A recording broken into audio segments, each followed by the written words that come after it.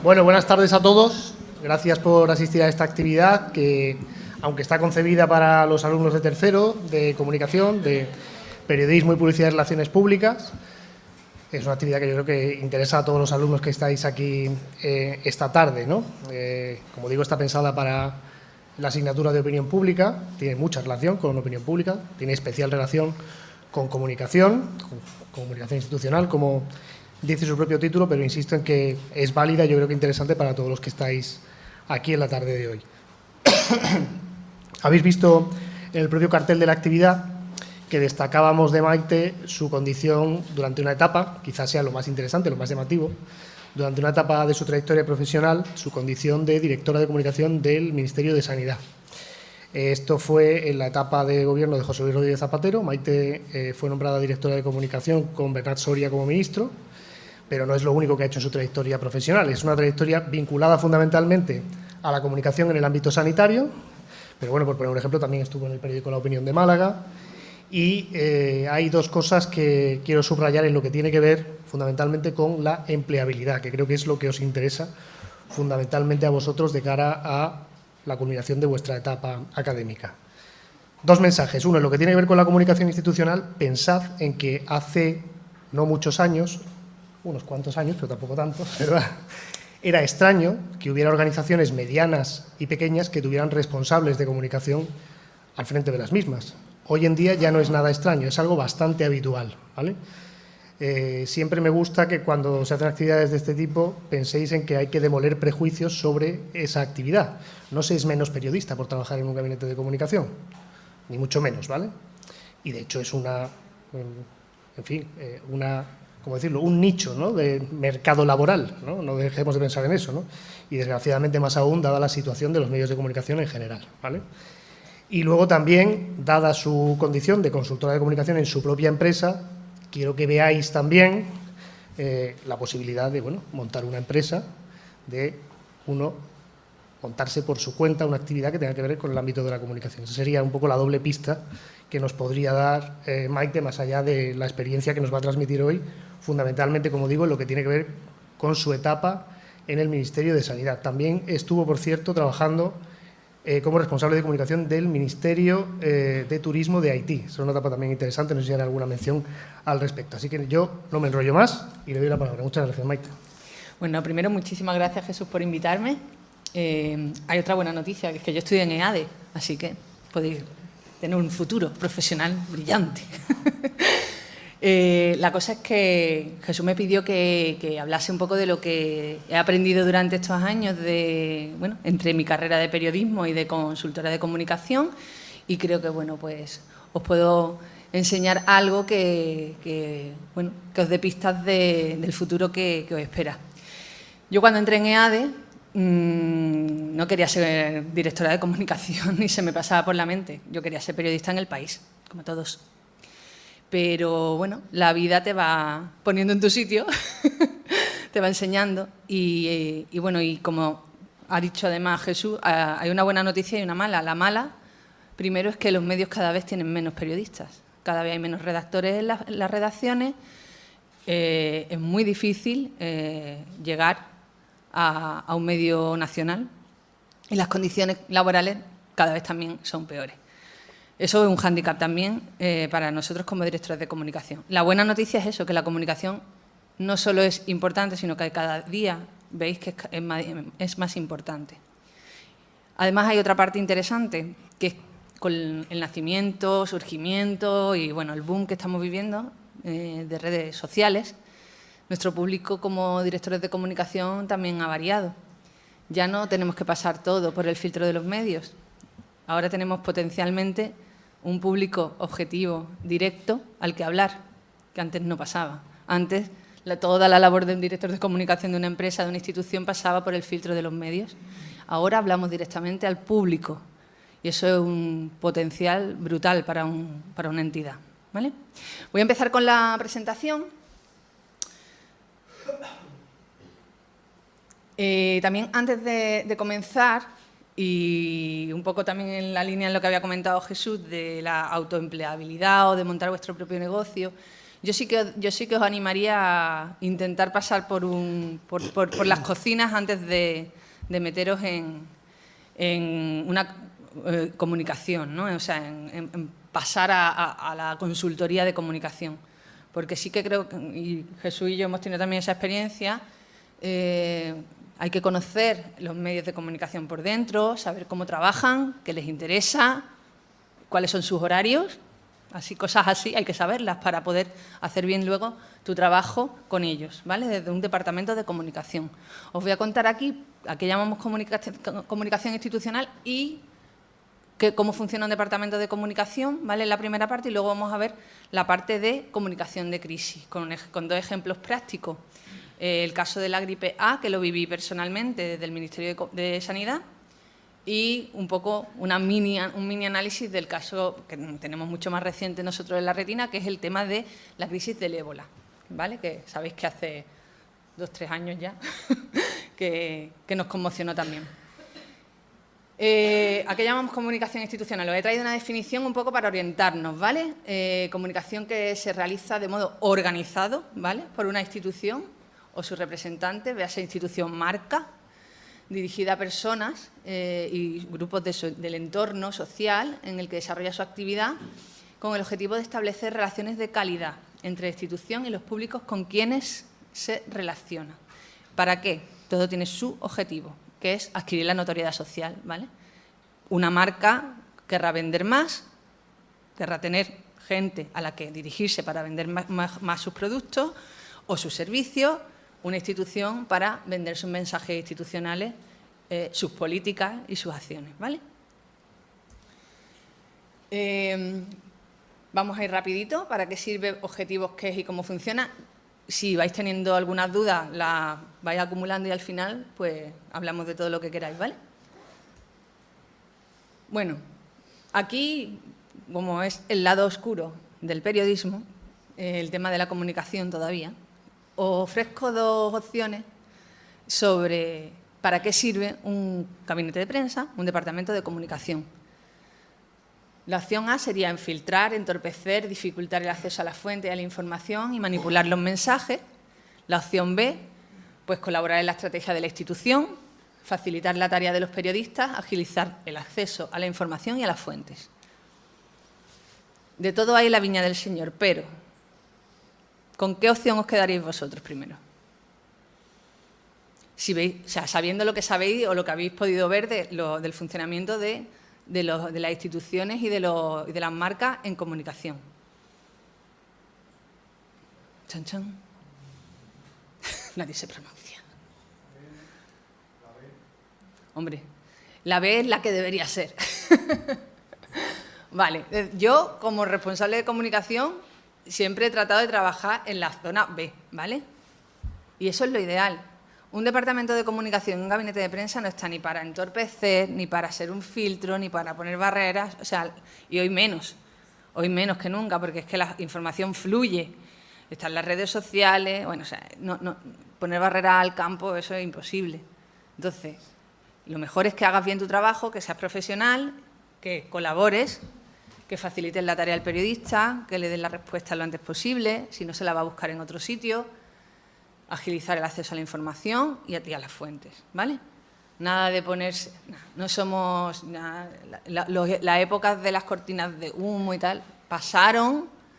Obviamente habrá que pensar bien las estrategias para colocar bien nuestros mensajes, ¿vale? No somos naif, pero esos gabinetes de prensa oscuros, eso no funciona ya. No funciona efectivamente. O sea, puede que existan, pero no funciona, porque la información fluye, ¿vale? Los objetivos. Cuando yo trabajo con cualquier cliente, ya sea institucional o una marca, yo quiero conseguir estos objetivos. Lo primero es que el mensaje llegue a la ciudadanía, ¿vale? Cuando digo a la ciudadanía, habrá que seleccionar el público objetivo. Algunos será más general y otros será más específico. Luego, mejorar el posicionamiento de la entidad, es decir, que se conozca dentro de su sector, que sirva como referente. O sea, que sí. Yo, por ejemplo, ahora trabajo con la organización, con la plataforma de organizaciones de pacientes, que es el Lobby de Pacientes de España.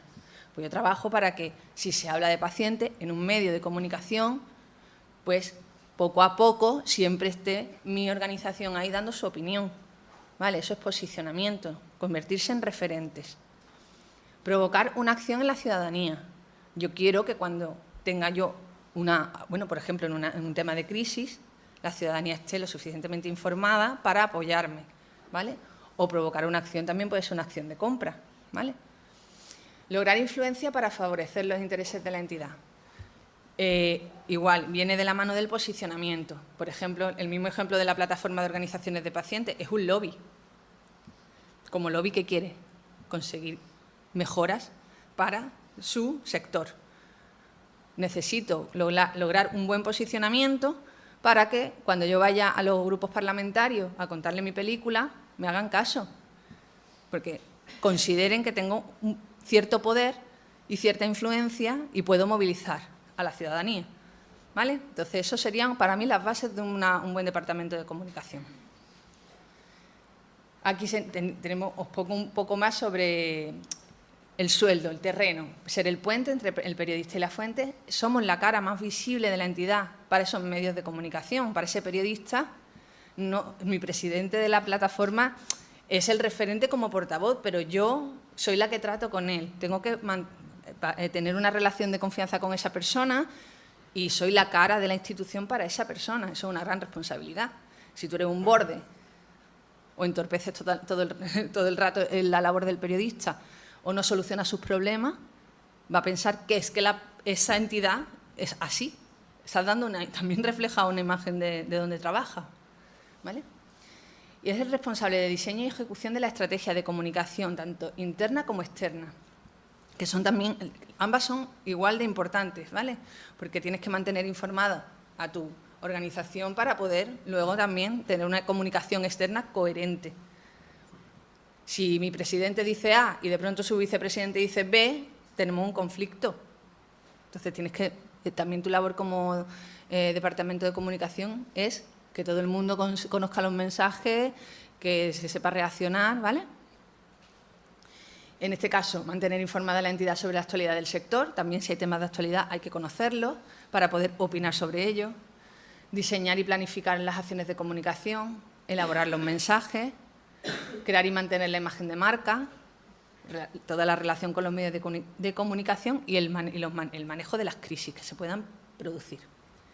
Crisis pueden ser pequeñitas o pueden ser horriblemente grandes. Tsunamis. En comunicación interna, pues aquí os doy varias pistas. Elaborar y distribuir los resúmenes de prensa, informar a nivel interno de las novedades y mensajes claves de la organización, elaboración de argumentarios, preguntas y respuestas y vigilancia de los medios precisamente por si salta alguna alerta, ¿no? Estas cosas tampoco nos vamos a parar porque las conocéis ya, supongo. Comunicación externa, notas de prensa y comunicado, organización de eventos, atención a demanda informativa, intervenciones de portavoces, entrevistas y tribunas. En su caso, si, por ejemplo, cuando estaba en el Ministerio sí lo hacíamos, participación en el diseño de las campañas de publicidad también, ¿vale? Y pongo esto por no seguir poniendo, porque esto es como todo, la profesión no es estática. Yo no manejaba, por supuesto, las redes sociales cuando salí de la universidad. Eso es muy triste decirlo, ¿no? O sea, nosotros nos tuvimos que reinventar también, aprender cosas nuevas que no sabíamos, porque si no te quedas en la estacada. En comunicación externa, pues también seguimiento de temas, dosieres de prensa y, por supuesto, todo lo que tiene que ver con la comunicación online, ¿vale? Diseño y mantenimiento de la web y blogs, diseño de la estrategia en redes sociales, supervisión de la presencia en la nube y la gestión de las propias redes, en muchos casos, ¿vale? Somos mujeres y hombres orquesta, pero bueno, yo creo que ya en todas las profesiones más o menos pasa esto. Y el que no se adapta, pues, muere. Aquí os traigo varios ejemplos de un poco de comunicación interna y externa. Bueno, aquí, por ejemplo, en la plataforma lo que hacemos, pues, cuando hay una información importante o una vez a la semana se manda un mail para informar a las distintas federaciones. Esto está formado por federaciones de pacientes, pues, qué se ha hecho durante la semana, qué informaciones hemos publicado, ¿vale? Esto es una fracción de la página web, ¿no? La ves ahí abajo. Pues vamos publicando las notas de prensa en la web. También nos da eso, soporte y contenido para las redes sociales nuestras, así las alimentamos. Y luego lo otro que veis es una newsletter de EUPATI, que es la Academia Europea de Pacientes, que también estuvimos trabajando con ellos, para enviar pues, a bases de datos sectoriales. Es una información a un público concreto, ¿vale? Son herramientas que vais a tener, bueno, que vais a poder utilizar y bueno, aunque dicen que el mail ha muerto y el mail sigue funcionando, pero hay otras que tenemos que también usar. Esto aquí todo suma, no es una sola, sino todas. Bueno, pasamos a la parte que a lo mejor es más interesante por novedosa, que es el tema de la comunicación en crisis. Hay una cosa que sí que os quiero lo primero de todo aclarar. No existe una regla ni una fórmula que resuelva una situación de crisis. O sea, yo no os puedo decir, esto es lo que tenéis que hacer. Yo voy a decir, según mi experiencia, lo que creo que se debe hacer, o pasos que seguramente, si los haces, te ayuden a gestionar una crisis de comunicación, ¿vale? Pero, vamos, yo creo que nadie os podría decir, si haces esto, te sale bien. Porque hay muchísimos factores dentro de una crisis y la mayoría no están en tu mano controlarlos, ¿vale? Entonces, tú tienes que controlar lo que tienes en tu mano. Y dentro de esto vamos a ver ciertas herramientas que nos pueden ayudar. Lo primero es que os traigo crisis sanitarias, ¿vale? Porque, bueno, primero porque yo he trabajado en el sector sanidad más que en otro, pero sobre todo porque en sanidad es un tema muy delicado siempre y siempre ocurren crisis, más o menos grandes, más o menos pequeñas, pero siempre vamos a tener oportunidad de gestionar una crisis, eso es indudable. Es información muy sensible para la ciudadanía. Yo, como os dije, pues estuve en el gabinete de prensa del Ministerio de Sanidad cuando estalló la crisis de la gripe A en los 3-4 primeros meses de la gestión de esta crisis, que fue el estallido, ¿vale? Entonces, bueno, según esta experiencia vamos a ver algunas cosas que hicimos, porque mucha gente ha calificado la gestión de esta comunicación que se hizo y de la propia crisis de exitosa. Y eso que en España, más o menos todo el mundo unánimemente se ponga de acuerdo, es un éxito, indudable. Entonces, si os traigo un documento de referencia al que podéis acudir, tengáis crisis sanitarias, tengáis crisis de cualquier otro tipo, porque esto os sirve igual, que sí la ha hecho la Organización Mundial de la Salud, que lleva trabajando miles de años, miles no, pero cientos seguro, en brotes, ¿vale?, de epidemias, y según su experiencia nos da una serie de pasos o de requisitos mínimos que deberían cumplirse para hacer una buena gestión de la crisis, ¿vale?, en comunicación. Lo tenéis en Internet, o sea, si lo buscáis lo encontráis, el documento completo. Solo traigo los puntos clave para que los veamos. La primera es la confianza. Para comunicar brotes epidémicos, vamos a llamarlos crisis de cualquier tipo en sanidad, fomentar, mantener o recuperar la confianza de la ciudadanía es básico, ¿vale? Se aplica a todos los sistemas políticos, culturas y grados de desarrollo, aquí no hay distinciones. Si tú tienes la desconfianza de la gente a la que hablas, es complicadísimo que tus mensajes lleguen. Vamos, por no decir imposible casi, porque van a estar poniéndote en duda constantemente, ¿vale? Los anuncios tempranos, y más hoy en día, ¿vale? Porque imaginaros, si esto está escrito hace varios años, hoy en día se va a saber. No vas a poder ocultar un brote. La información es internacional, la información fluye, un brote normalmente además no está localizado solo en un país, o sea que va a llegar la información. Pues más vale que seas tú el que tires la primera piedra y que informes, porque así primero vamos a ganar confianza. Entonces, hay que ser transparente, ¿vale? O sea, anuncios tempranos, vale, siguiente, transparencia. El mantenimiento de la confianza requiere de transparencia, es decir, que la comunicación siempre sea veraz, completa y se atenga exactamente a los hechos.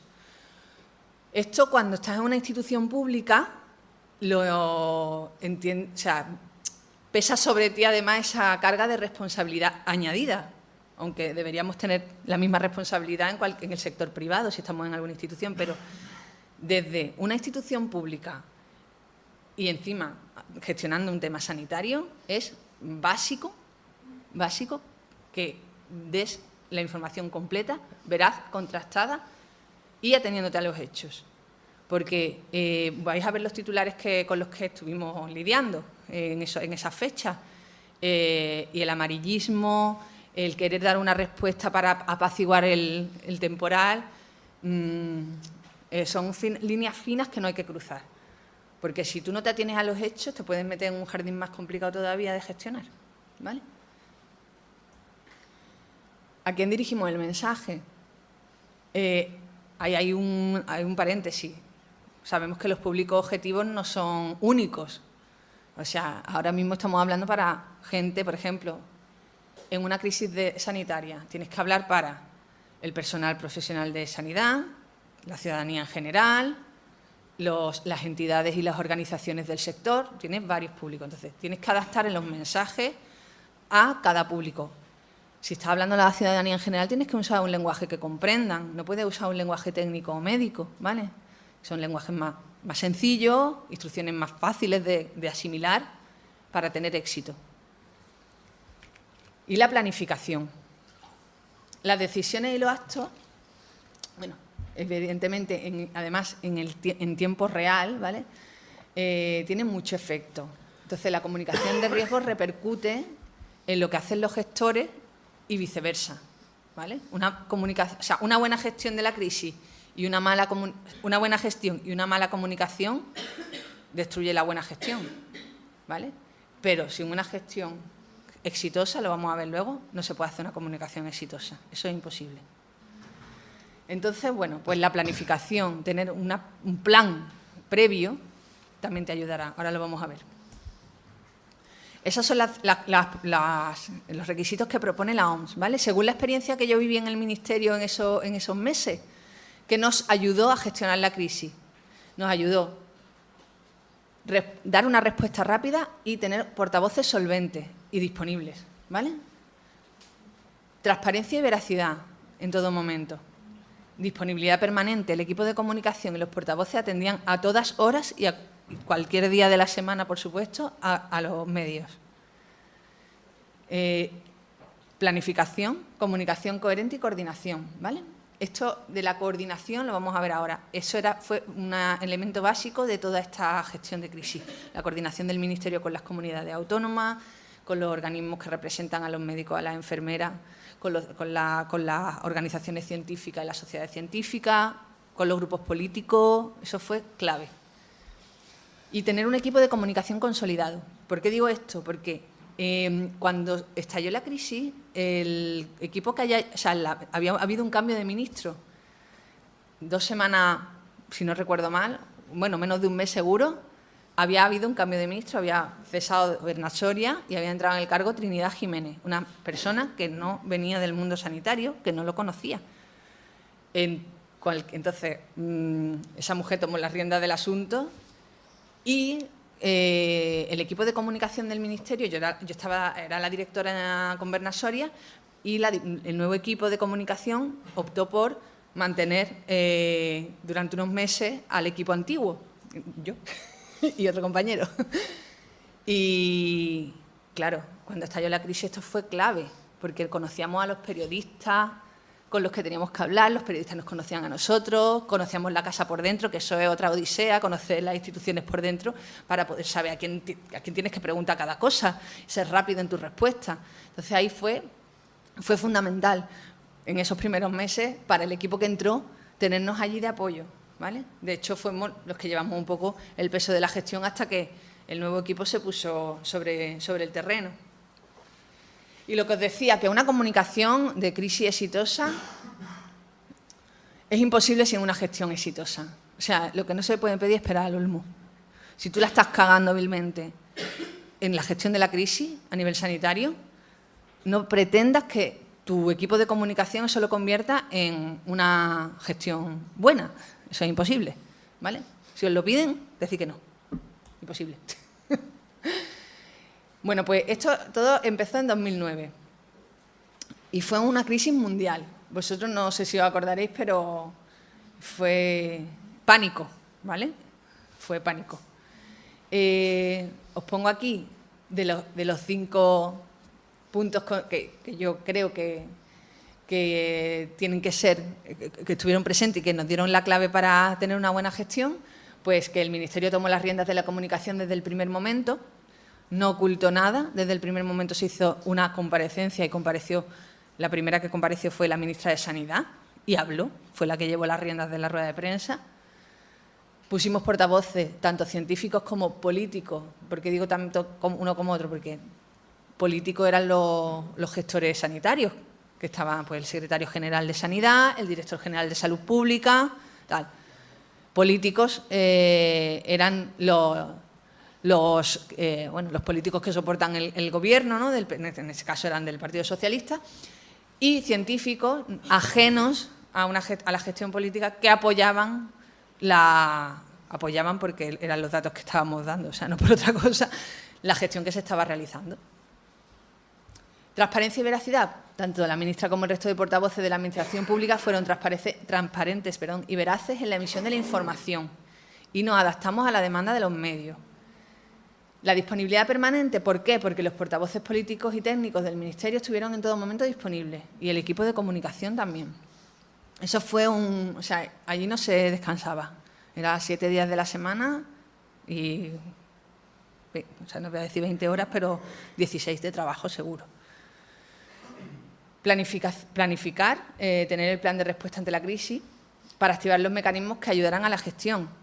Ahora os contamos porque ahí había un plan que se podía seguir, un plan que se había hecho con la gripe aviar. Entonces el Ministerio y el Gobierno tenían un plan al que atenerse, ya estaba respaldado y además había sido hecho por otra administración del Gobierno del PP, con lo cual tampoco había, o sea, era muchísimo más, daba más veracidad aún al asunto, ¿no? Os traigo lo de qué pasó con la gripe A porque toda la experiencia la volcó el secretario general de Sanidad del momento, José Martínez Olmo, en este libro que está disponible. Luego, los aspectos de la gestión de comunicación concretamente, pues la respuesta temprana, coordinación institucional, como os he dicho, la emisión constante de información actualizada cuando una crisis de comunicación como esta estalla, la voracidad de los medios, no os la podéis ni imaginar. El periodista necesita rellenar tiempo y páginas. Y da igual lo que le digas porque es que su editor, su redactor jefe, su jefe de sección le está pidiendo 5 páginas, haya o no haya ese día información actual. Y tiene que cubrirla. Entonces, más vale que tú le des algo de información, porque si no la vas a rellenar con otras cosas. Es la voracidad absoluta, la locura. Como decía, la atención constante a los medios y el apoyo científico y social. Y luego una campaña divulgativa que se hizo, que acompañó a la gestión de la comunicación. Aquí tenéis el Plan Nacional de Preparación y Respuesta ante una pandemia de gripe, que fue la base de la gestión del Ejecutivo, porque contiene los pasos que hay que dar en cada escenario de epidemia que tiene la Organización Mundial de la Salud, a quién hay que convocar a cada reunión, en fin. Por ejemplo, la Comisión de Salud Pública se reunía cada día y revisaba todos los casos, y esos son los casos que nosotros dábamos desde el gabinete de prensa. ¿Qué pasa con la elaboración de un plan de comunicación ante la crisis? Me dice, Maite, si no hay fórmula de oro para esto, ¿para qué vas a hacer un plan? Sí, hazlo. Porque el día que estás en el caos sumergido, por lo menos tienes algo que seguir. Luego ese plan lo vas a tener que adaptar a las circunstancias, pero tienes algo, un documento que ha sido elaborado, pensado, sin el calor de la batalla, ¿no? Y que podrás, por lo menos, tener como guía, ¿vale? Indudablemente te tienes que adaptar al escenario en cada momento, pero algo tienes. Esta fue un poco la sucesión de la... ¿Por qué decimos lo del tema de respuesta temprana, no? Porque, por ejemplo, veis aquí el tema de la fecha. El 21 de abril, los centros de detección de epidemias de Estados Unidos dan la voz de alarma sobre 2 casos que que habían detectado una nueva gripe. Y la noticia salta a los medios de comunicación. ¿Qué pasa con la gripe? Porque diréis, ¿esto por qué? La gripe, todos los años, de hecho, hay muertos por gripe en nuestro país, ¿vale? Eso lo podéis ver en las estadísticas que tiene el Ministerio de Sanidad, porque cada año la cepa, ¿vale?, cambia. Entonces hay que elaborar una nueva vacuna para esa cepa determinada. Los epidemiólogos y los responsables de salud pública siempre están muy pendientes de cómo es el virus de cada año de la gripe, porque la gripe es que se ha llevado por delante millones de personas, no la gripe estacional, sino gripes que, por ejemplo, una que se denominó gripe española, mató a muchísima gente. O sea, si el virus es muy virulento, se puede llevar por delante a mucha gente. Entonces, por eso hay una especial atención y por eso cuando hay un caso anómalo, saltan las alarmas, ¿vale? En México pues se habían producido un incremento anómalo de gripe, pero las autoridades no lo atribuyeron a una variable del virus y no informaron. ¿Qué pasa? Que eso fue el 21 de abril, el 24 de abril ya había información en la web del Ministerio de Sanidad sobre el brote que había en Estados Unidos y México, ¿vale? ¿Y qué pasa hoy en día? Que no hay fronteras. La gente coge aviones, la gente viaja libremente de un país a otro y es que los virus viajan con ellos y es casi imposible de frenar. El 25 de abril, el día siguiente, ya mandamos nosotros nuestro primer comunicado, porque ya teníamos demanda de los medios de comunicación en información de qué pasa en España, ha habido algún caso detectado. Obviamente, España y México tienen mucho tráfico aéreo, mucho intercambio de gente, y la gente quería información. Entonces ya mandamos el primer comunicado, la situación del brote, y ya empezamos a mandar consejos para viajeros, ¿vale?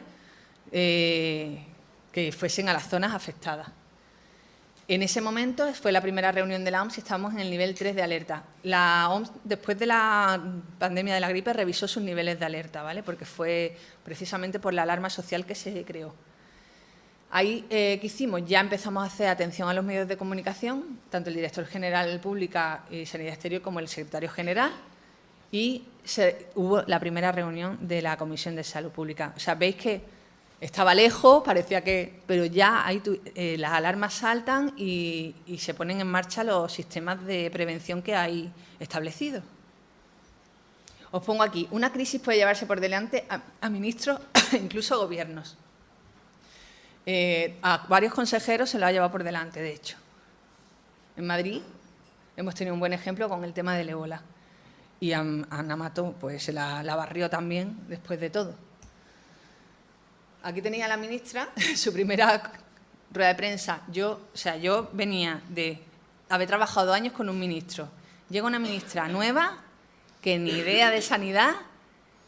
O sea, mi nivel de acojones previo a esa rueda de prensa era apabullante. Yo estaba diciendo, nos vamos a caer con todo el equipo. O sea, un vértigo horrible, ¿no? A ver cómo esta persona es capaz de gestionar un tema complejo y nada fácil de trasladar a la opinión pública. Bueno, pues la ministra no tenía conocimientos previos de sanidad, pero hizo una cosa muy bien, que fue apoyarse en su equipo técnico, que ya estaba en el Ministerio de Secretario General, Director de Salud Pública, y Trinidad Jiménez tiene una habilidad muy buena en comunicación. Entonces hizo una magnífica rueda de prensa, impecable, fue la que llevó, por supuesto, las riendas de la rueda de prensa, respondió a los medios de comunicación, se le informó de todo completamente. Aquí tenéis los mensajes. O sea, la ministra, como máxima autoridad, cogió y explicó a la ciudadanía qué estaba pasando. Eso da mucha tranquilidad a la gente.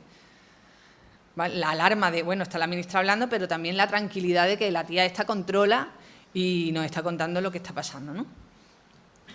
Entonces, ¿qué se contó? Los primeros casos sospechosos en España. Se anunciaron los primeros casos sospechosos que teníamos ya en territorio español. Daros cuenta, estamos hablando de 5 días que habían pasado, desde la primera alerta. 5 días. La coordinación con AENA ya, por supuesto, para los viajeros que venían de las zonas afectadas. La coordinación con la Organización Mundial de la Salud y la Unión Europea, porque también eso importante que nosotros no actuamos tampoco individualmente como país, actuamos también apoyados en las instituciones internacionales, ¿vale? Y siguiendo también sus consejos y recomendaciones. Dijo y contó que las autoridades están trabajando y que la población podía estar tranquila. Entonces, esos fueron un poquito los ejes de lo que se contó en ese momento. A partir de ahí, claro, ya fue la locura total. Cuando ya se contó que había primeros casos en España. Aquí tenéis el comunicado que enviamos. Aquí lo que hacíamos sobre todo es hacer hincapié en las recomendaciones, ¿vale? Sobre todo para la gente que viajaba y para que hubiese un poquito de tranquilidad sobre el control de la situación. La ministra ha subrayado, no tenemos una situación de emergencia en España, pero trabajamos para prevenir cualquier posible evolución y reaccionar de acuerdo con la OMS, ¿vale? Había que mandar mensajes de tranquilidad sobre todo. Respuesta temprana. Bueno, pues al día siguiente, además, se convocó al Consejo Interterritorial del Sistema Nacional de Salud, que si no lo sabéis es el organismo que reúne a todos los consejeros de Sanidad con el Ministerio y que se reúne ahora cada vez menos, pero una vez al trimestre así se hizo una convocatoria urgente del Consejo Interterritorial. También el comité, ¿veis? Aquí ya empezamos a aplicar el plan de la gripe, el Comité Ejecutivo Nacional para la Prevención, el Control y el Seguimiento de la Evolución Epidemiológica. Bueno, se empiezan a activar todo lo que tiene previsto el plan. Se prevé una reunión también de directores de comunicación con las consejerías. Y aquí os contaba antes el tema de la coordinación. Perdona.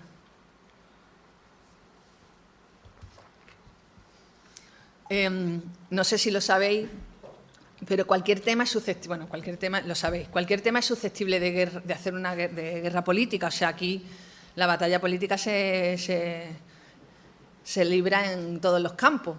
Entonces, bueno, el Consejo Interterritorial, además, tradicionalmente siempre ha habido los bandos de las autonomías que gobierna el PP, las autonomías que gobierna el PSOE.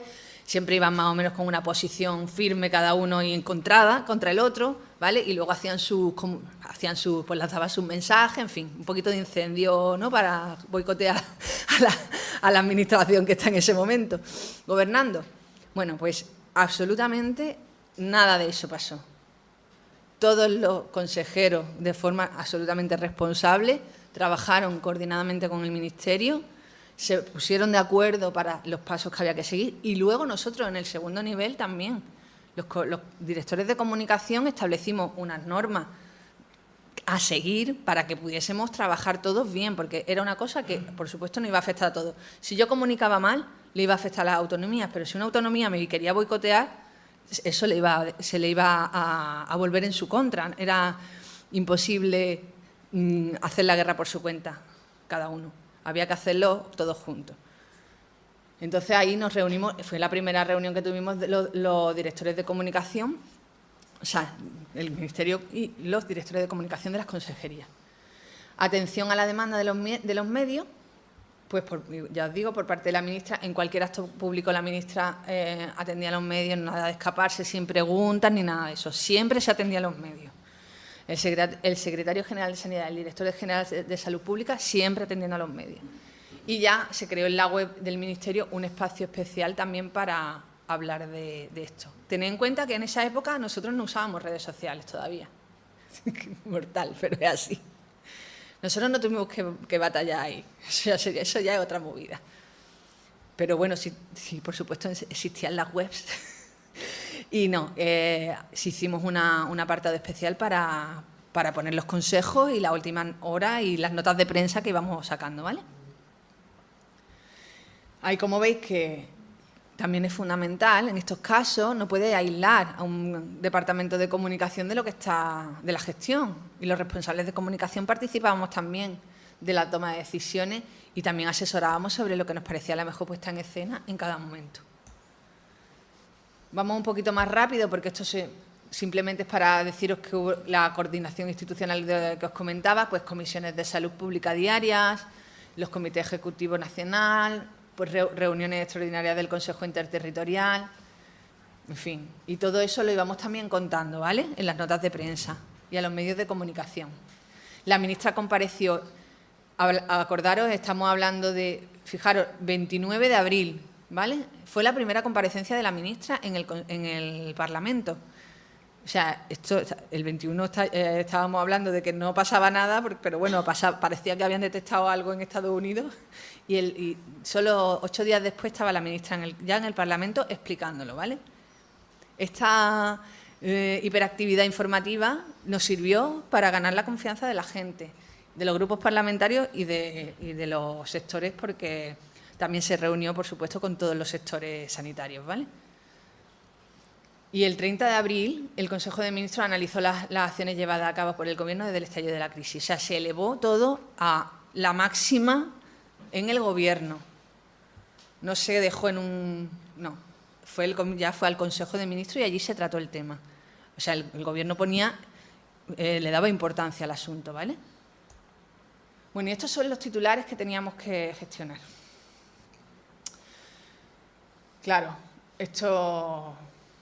Cuando te ves ahí, tierra trágame, o sea, no quieres quedarte en tu cama y no salir de allí porque un brote de gripe porcina siembra el pánico en México al causar 57 muertos, alerta mundial al extenderse sin control el primer brote de gripe, la gente dándose besos con las máscaras, el temor a una mutación diabólica, o sea, en fin, complicado.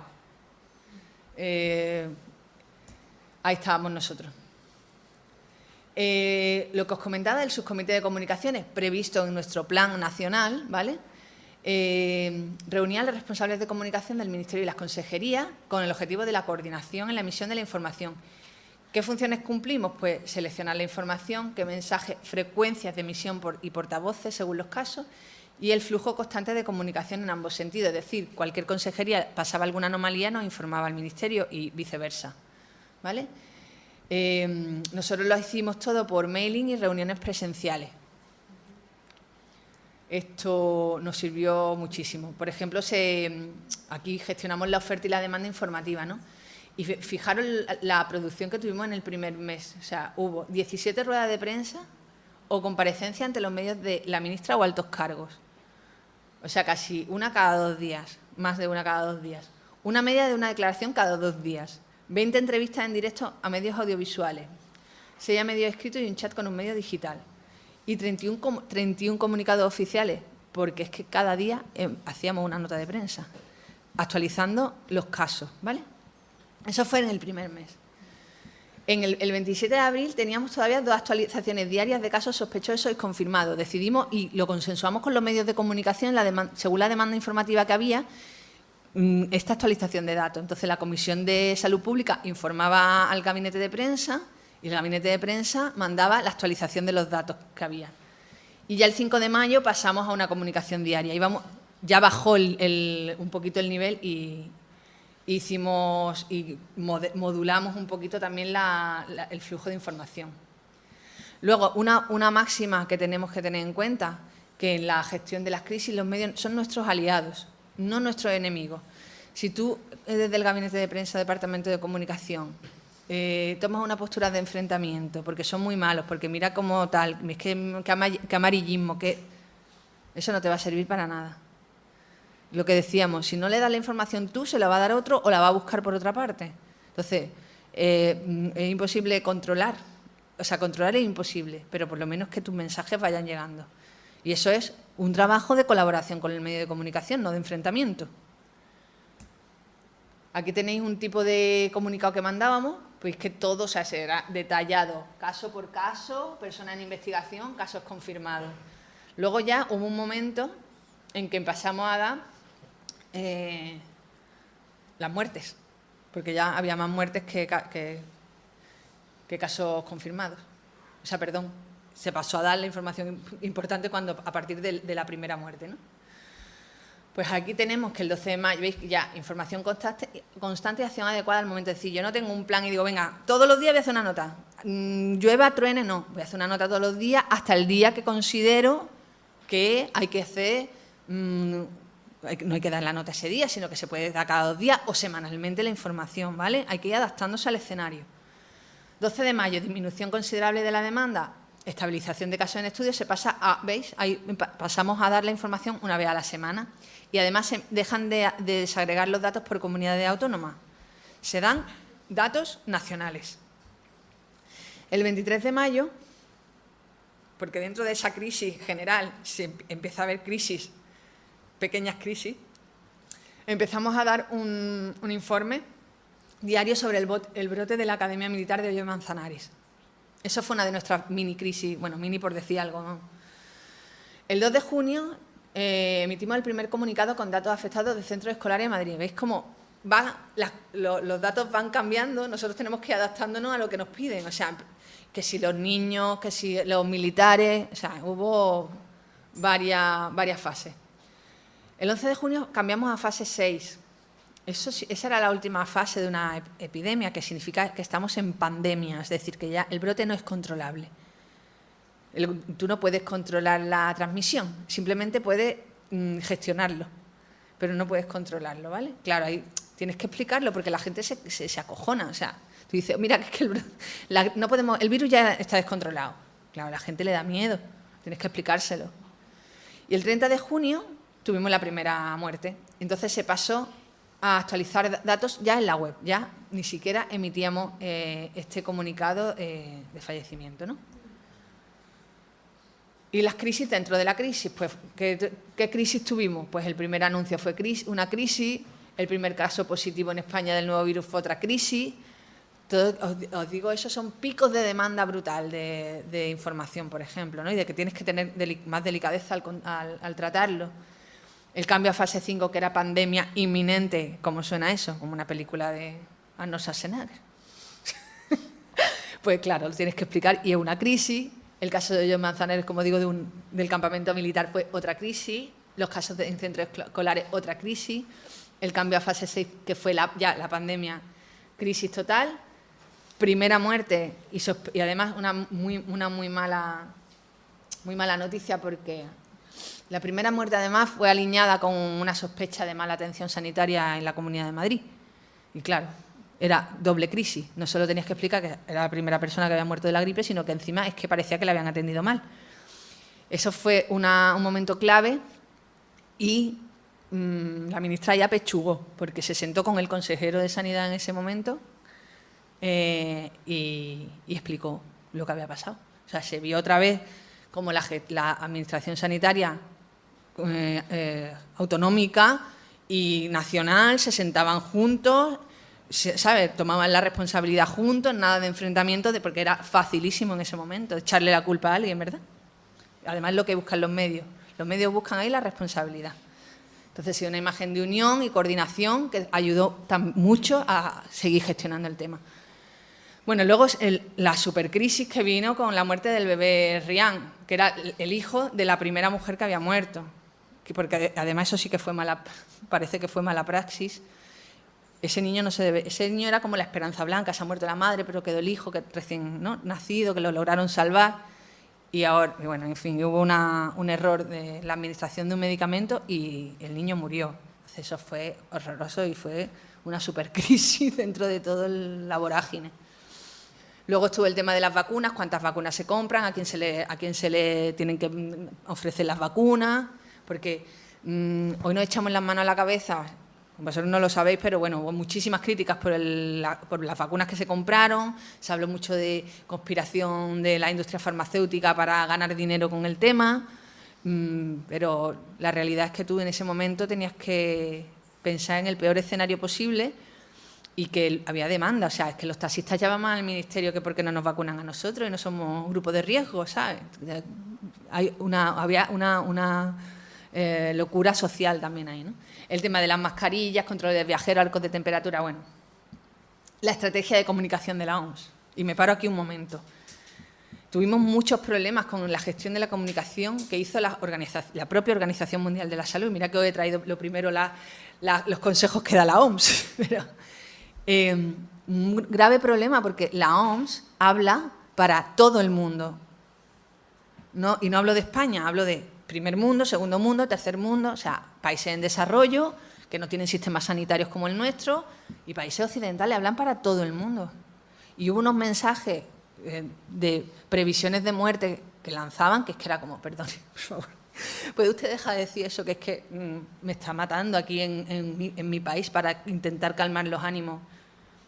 Entonces fue muy dañina la estrategia de comunicación de la OMS a nivel nacional, ¿vale? Bueno, no os voy a contar esto porque esto ya, si queréis, lo buscáis además, cómo se levanta la crisis informativa. Ahí ve a la ministra de Sanidad en ese momento y a la ministra de Defensa, Carme Chacón, que sabéis que falleció hace poco. Y igualmente se intentó dar una imagen de coordinación, pero tuvimos algunos problemas precisamente porque Defensa no coordinó todo lo que debiera en ese momento. Y bueno, pero se controló. Esto todo pasa. Eso es lo que yo único que me repetía yo en esos días. Todo pasa. Eso es lo mejor de una crisis, que pasa. Y que todo vuelve a la calma. Aquí tenéis lo que os comentaba de la primera muerte y fallecimiento de Rian. Coordinación con la Consejería de Sanidad de la Comunidad de Madrid. Ahí veis la imagen, una de las imágenes que se publicó, la ministra y el consejero con los médicos del centro, la ministra y el consejero sentados en la rueda de prensa, ¿vale? Y bueno, claro, pues todo empezó mal porque empezó con declaraciones del marido de la fallecida sobre una mala praxis en la detección del virus y luego, bueno, pues ya cuando murió el bebé, pues fue terrible. Una gravísima negligencia mata al bebé de la primera fallecida. O sea, era lo último que necesitábamos. Por supuesto, pobrecito el bebé, pero es que además a nivel informativo fue mortal porque daba mala imagen de la gestión, ¿vale? ¿Y las conclusiones? Pues lo que os decía. Bueno, ahí tenía un anuncio de lo que se sacó para que la población supiera qué hacer. Porque el tema de la transmisión es sobre todo por vías respiratorias, ¿no? Como veis. Entonces, lavarse las manos, eso lo aconsejo para siempre, por si acaso.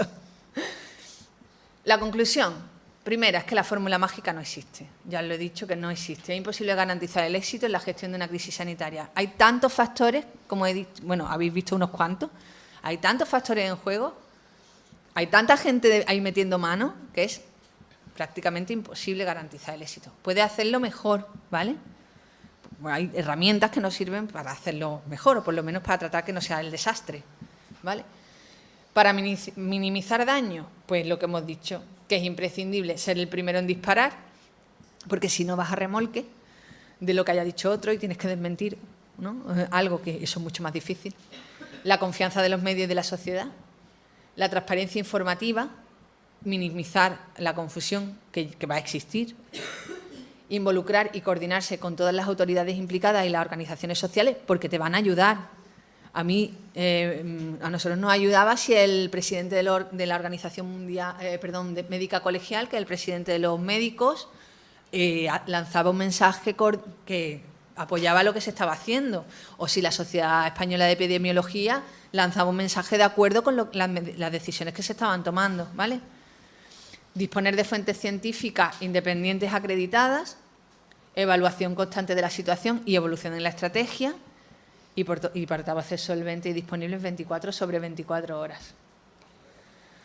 La responsabilidad de los medios de comunicación. Bueno, y aquí ya empezamos a entrar en materia. La responsabilidad de los medios de comunicación es escasa y el desconocimiento de los temas una bomba de relojería. Los medios contribuyen definitivamente a crear alarma social. Tienen una absoluta desconfianza normalmente en las autoridades sanitarias, todo te lo ponen en entredicho. Hay falta de conocimientos científicos, que en este caso son graves. Os estaba comentando lo de gripe A versus gripe estacional. Una persona que estaba escribiendo de la gripe necesitaba conocer que existía una gripe estacional y los efectos que esta gripe también tenía, cómo funcionaba el virus, en fin, ciertas cosas básicas que no se conocían. Juzgar a todo pasado, que es el deporte nacional, ¿vale? Es decir, te estás enfrentando a redacciones cada vez con menos gente y con menos especialización. Y eso es peligrosísimo. Así que tu labor como director de comunicación es muchísimo más ardua, porque hay que explicarlo todo, hay que hacer una labor pedagógica brutal. Sin faltar, además, si pasas al nivel regional, es peor todavía. O sea, los medios nacionales todavía conservan ciertas plantillas que están especializadas en sanidad o estaban, porque ya están desapareciendo también las secciones de sanidad y sociedad de los medios nacionales, y esa gente trabaja en temas científicos y médicos y conoce un poquito el paño. Cuando pasábamos a explicar al medio regional, eso era durísimo, porque es que eran redactores que no sabían de lo que estaban hablando. Imaginaros, un tío que tiene que rellenar 3 páginas y no sabe de lo que está hablando. Una bomba de relojería. Eso enlaza con el punto 4, la especialización de los periodistas, que es un enorme valor añadido para nosotros. ¿Por qué? Porque contextualizan las informaciones y conocen lo que ha pasado antes. Y eso es importante para saber por qué están pasando las cosas ahora. O para saber dar la explicación correspondiente. Porque conocen la materia de la que están informando. Comprended, si estáis hablando de cualquier tema, vosotros tenéis que documentar sobre ese tema. No podéis hacer una información sin conocer. Por ejemplo, si vais a hacer una entrevista a un personaje reconocido, a un actor, a un político, tendréis que saber con quién estáis hablando, ¿no? O vais a la entrevista, oye, a preguntarle cómo se llama y cuál ha sido su mejor... No, tenéis que saber con quién estáis hablando para hacerle una entrevista. Pues lo mismo. Hay que conocer la materia de la que se va a tratar. Conocer los procedimientos administrativos y el reparto de competencias del Estado. Y diréis, ¿esto qué viene? Esto viene a que en España tenemos un reparto competencial que determina la responsabilidad de cada administración pública en la gestión. ¿No? Y esto era muy importante en sanidad, porque en sanidad es que las competencias están transferidas a las comunidades autónomas y la gestión está transferida. Entonces hay que saber en qué punto está cada administración para repartir responsabilidades. Luego, que sabéis que luego de todo opinamos de todo porque sabemos de todo. No. Y luego esta relación de confianza que os comentaba con el gabinete de prensa. Para mí era mucho más sencillo hablar con Teresa Rubio de la SER, que llevaba trabajando en el tema sanitario los 2 últimos años y con la que había estado peleándome, tratando temas y discutiendo 1000 veces antes. O sea, no os voy a decir ni siquiera que te tengas que llevar bien, que nos llevábamos bien, pero tenías que saber con quién estabas hablando, y esa persona te tenía que conocer a ti, para saber que no le estabas engañando, que le estabas dando la información completa que tenía, para poder tener una igual relación de confianza. Eso es básico también. Y eso se consigue con gente que esté trabajando en la materia. O sea, si me llama un periodista un día ¿sabes? Yo qué sé, cualquier medio. Si me llama un periodista del País, al día siguiente para otro tema me llama otro, al día siguiente me llama otro, al día siguiente. ¿Quién está haciendo sanidad en el país? ¿Quién conoce los temas de sanidad en el país? Nadie. No puede ser. ¿Sabes? Es que, puede ser porque pasa, pero es triste que esté ocurriendo. Y cada vez quedan menos personas que conozcan los temas en las redacciones, por desgracia. Y bueno, que el Departamento de Comunicación cobra especial relevancia por su trabajo con los medios, pues debido a la actual crisis general que sufren las redacciones, que es lo primero que hemos dicho, al despido de periodistas, que empeora la calidad de las informaciones, y que la mayoría de despidos se centra en la gente de más edad, que desgraciadamente pues son los que manejan el background y tienen más conocimiento, ¿no? Y como es tardísimo y estoy aquí metiendo un... Pues, si os parece, abrimos un pequeño coloquio. Un comentario final simplemente. Hablaba Maite de un caso que es de 2009. Es un momento bueno para hacer una autopsia, quiero decir, en frío, un análisis de una cosa que ocurrió hace ya unos años. Pero para que le demos la importancia que tiene, sin verlo desde la distancia, imaginad hoy llevar la comunicación de la Generalitat de Cataluña o del Ministerio del Interior o de la Audiencia Nacional o del Tribunal Supremo. Pensad en lo que supondría, ¿no? Desde un punto de vista profesional, ¿no? Como reto y como gestión de crisis en vivo, sin tiempo para pensar y analizarlo como ella ha hecho hoy, pensando en acontecimientos que ocurrieron hace ya 8 años, ¿no? Claro. Bueno, abrimos coloquio. La única petición que os hago, por favor, es que las preguntas las hagamos al micrófono. Así que yo me levanto si es necesario y os paso el micro. ¿He visto alguna mano por ahí? ¿Te acercas, por favor?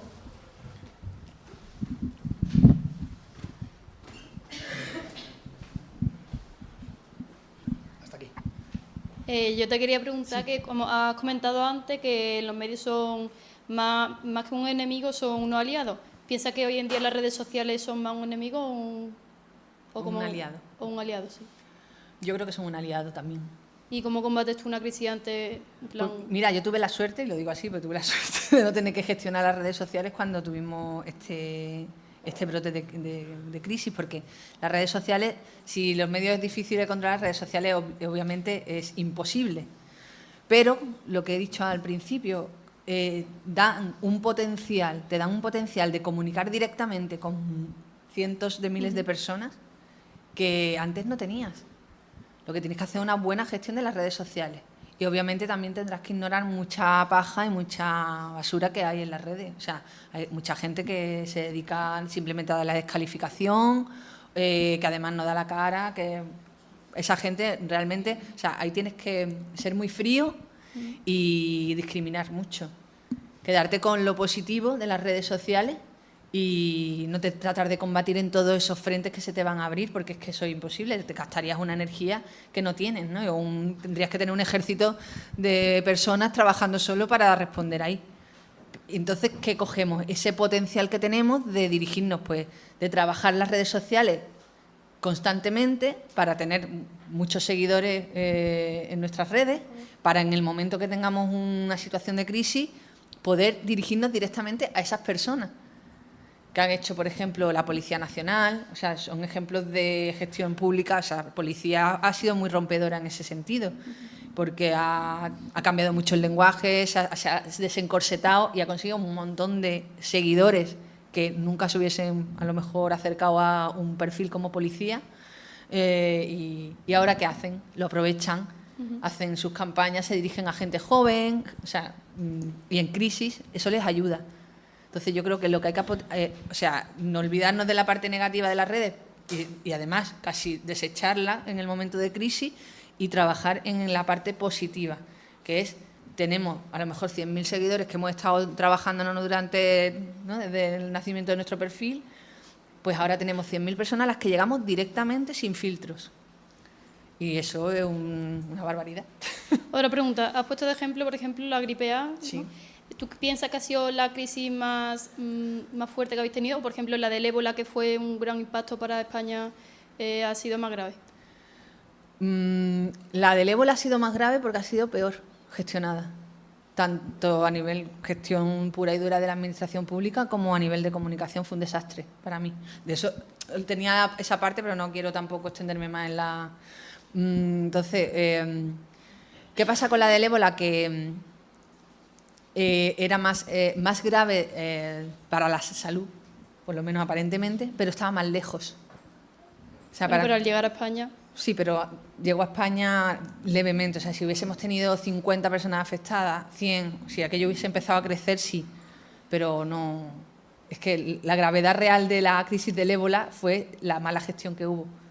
Entonces, ahí creo más pánico, creo mucho pánico, sí. Y comparado con la repercusión en la salud de la gente, ¿no? Entonces, ¿piensas que esa ha sido como la más grave que habéis tenido? Yo creo que fue más grave la de la gripe, a nivel gravedad de salud pública, ¿vale? Sí. Luego se vio que el virus tampoco era tan virulento, con lo cual, mejor. Porque la del ébola nos tocó más de lejos, sí. Pero en gestión, al haber una peor gestión de una sobre otra, y además la tenemos más reciente, pues a lo mejor así a nivel nuestra percepción es que fue peor la del ébola. Muchas gracias. A ti. Muchas gracias, Coral. ¿Más preguntas? Yo tengo una pregunta de aquí, ¿vale? Pues reproduzco tu pregunta en ese caso, para que quede... Estaba hablando antes del tema de la especialización del periodista y todo este tipo de cosas. Desde una sociedad que se nos exige prácticamente saber de todo, acaparar todo, y ahora mismo en una red se hace redes sociales, se lleva rueda de prensa, se hace la nota. ¿Qué solución le veía a eso? Cuando en la universidad pública, por ejemplo, como se te prepara para abarcar todo el tipo de territorio posible, todos los palos posibles en la redacción, entonces, ¿qué tipo de solución ve a la especialización? ¿Repite o contesto? A ver, repito, intentando versionarla. Es verdad que es necesario especializarse. Yo creo que un poco lo que ella quiere poner sobre la mesa es la contradicción entre la especialización, que cada vez es más necesaria. De hecho, El mercado te obliga a hacer un posgrado, especializarte para tener mayor empleabilidad, eso por una parte, pero por otra hay que hacer de todo. ¿Cómo conciliar esa contradicción? ¿Estaría bien tal como lo he resumido? Yo no tengo la respuesta. Yo te puedo decir mi experiencia. Yo, como tú, pasé por una universidad y estudié periodismo, así, en plano, ¿vale? Y luego, pues, el desarrollo de la profesión es lo que me ha llevado a mí a especializarme. Sí, pero realmente por cosas que te ha llevado a ese camino, Sí. o algo que te ha llamado la atención o te ha gustado. Claro, a mí en este caso es porque me ha llevado me llevó por ahí el camino. Otras personas que tengan otras inquietudes seguramente se especializan. O sea, si te gusta más el cine, te vas a especializar seguramente en información de cine. ¿Cómo? Trabajando en un medio, en tu blog, quién sabe, ¿no? Pero en plan, cuando tú llegas de becario o aparece de repente una redacción, ya sea en publicidad o en cualquier sitio, Sí. lo que te piden es eso. Ya, pero bueno, yo como te decía, yo te cuento mi caso. Yo me especialicé sobre la marcha, trabajando sobre la materia. ¿Sabes? Que al final, es lo que te digo, yo me especialicé sobre la marcha porque empecé a trabajar en temas de sanidad y me tuve que poner las pilas y aprender. Otras personas que tengan, o sea, yo, por ejemplo, ya te digo, si te gusta el cine o el teatro y tal, y llevas eso en tu mochila o la música, a lo mejor tú ya precisamente buscas además un empleo que tenga que ver con ese perfil, ¿no? Y puedes aportar tu conocimiento al que seguirás añadiendo información a lo largo de tu carrera. Ahora mismo yo el mecanismo no veo otro, ahora mismo. O sea, y luego, ¿qué pasa? Bueno, yo hice las pruebas de acceso al máster del país, por ejemplo. ¿Que se primaba en el máster del país? Pues no se primaba al periodista. Se primaba al abogado, al médico, ¿sabes? Gente que ya venía con su conocimiento, enséñale a escribir. Es que así es la vida.